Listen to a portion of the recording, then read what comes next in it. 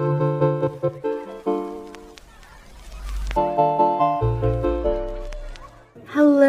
foodie beauties. Hi guys, now you can request a personalized video just for you from me. So check the description below for the link or go to cameo.com/foodiebee to get your very own special personal cameo video today. Hello and welcome. This is my first vlog in Syria here in July 2025 after the fall of the Assad regime. Now, I have been quite busy adjusting to life here, therefore, so far, I have only managed to accumulate some clips of some of the surrounding areas we have been to and my journey here. I will do a lot more vlogging, inshallah, especially of the more touristy areas. So stay tuned for that, and as always, thanks for watching. So, without further ado, here are some clips from my journey so far. So my journey starts with flying from Istanbul, Turkey to Beirut, Lebanon. I flew 9.5 hours from Montreal, Canada to start to Istanbul, and then I had a 12-hour layover there before flying to Beirut. Here I am staring at the departures board, waiting patiently, well, kind of patiently, to see which gate I needed to trek to. I was so over traveling at this point. When I arrived at Beirut airport, I was picked up by a taxi service who helps you through immigration and takes you across the border into Syria from Beirut. And he gave me an iced coffee and a water, and we were on our way.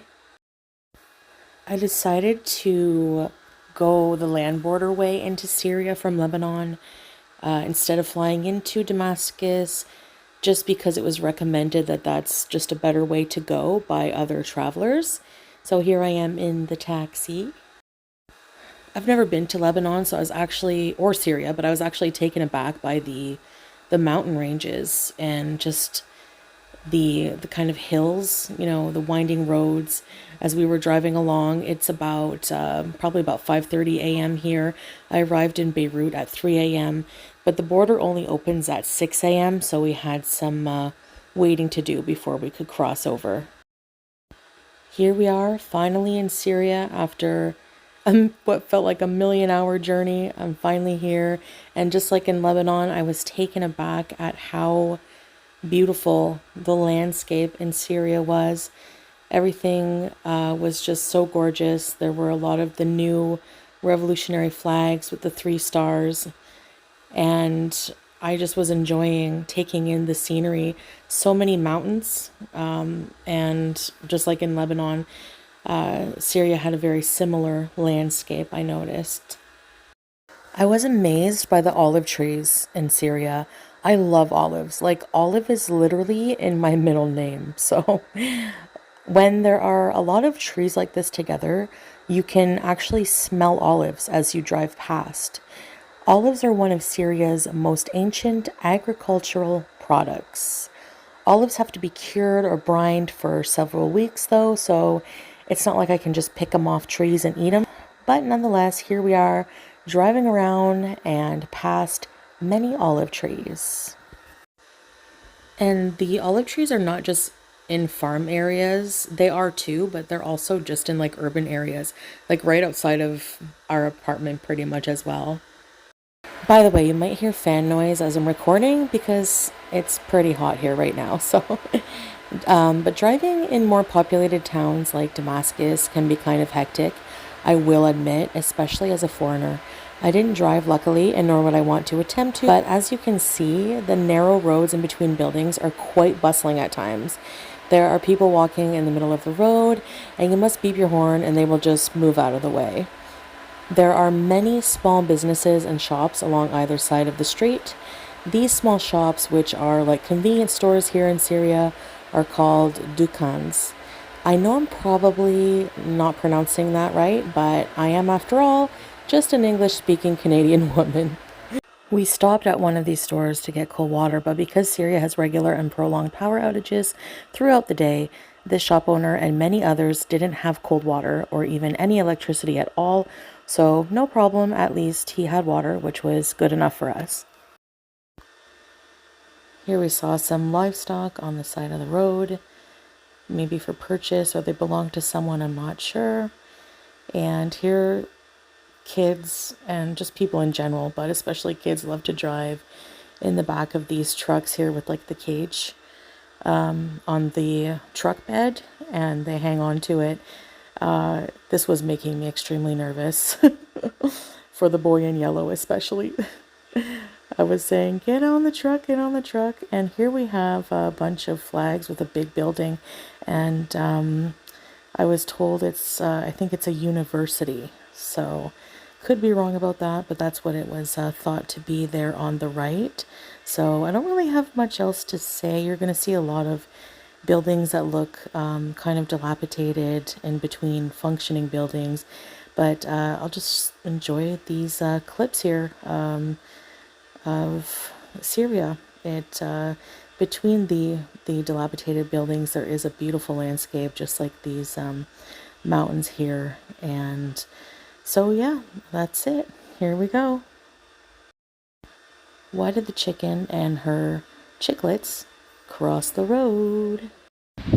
The soil here in Syria, in particular in the mountainous and valley regions, is red. It's also known as Mediterranean soil. And these are the only camels we've seen so far here in Syria.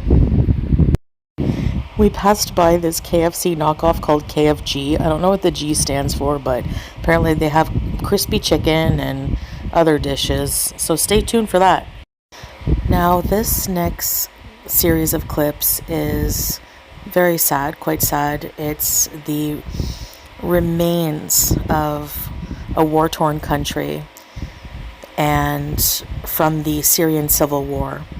So I've just compiled a bunch of buildings that have been bombed, and a lot of them are in rubble, and these were once people's homes.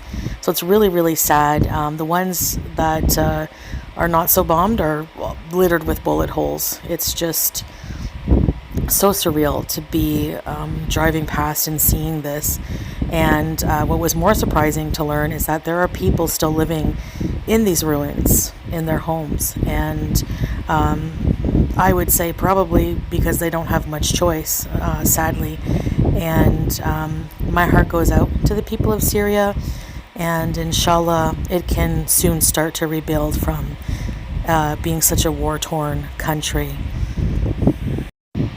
And of course there are revolutionary 3-star Syrian flags everywhere. And we even on this day had one taped to the hood of our car. So on this particular day, we went and explored some valleys. I don't really know or remember the name of this location. There's a little bit of water there. Now, that canyon, that valley used to be full of water, but there's been some droughts. So unfortunately, that's all the water that there was. Now, here's me trying to climb back up from going all the way down. And it was quite a workout. It wasn't too hot, actually. There was a nice breeze in the valley, but oh my goodness, this was a workout for me. As you can see, I'm trying to waddle up the mountain, but I also got to get some different clothing, so maybe some lighter clothing. But yeah, here I am just taking my time in the valley. It was a very nice day, excuse me. Just taking a break here because it's a lot of exercise for somebody who's used to a sedentary lifestyle, but we've been going out and doing walks like this and just enjoying Syria's various landscapes. And I'm going to end this vlog by showing you what we picked up for lunch to eat in the valley area. Some chickens that were really, really delicious, and we made shawarma with them. So thanks for watching, and a lot more vlogs inshallah from Syria to come.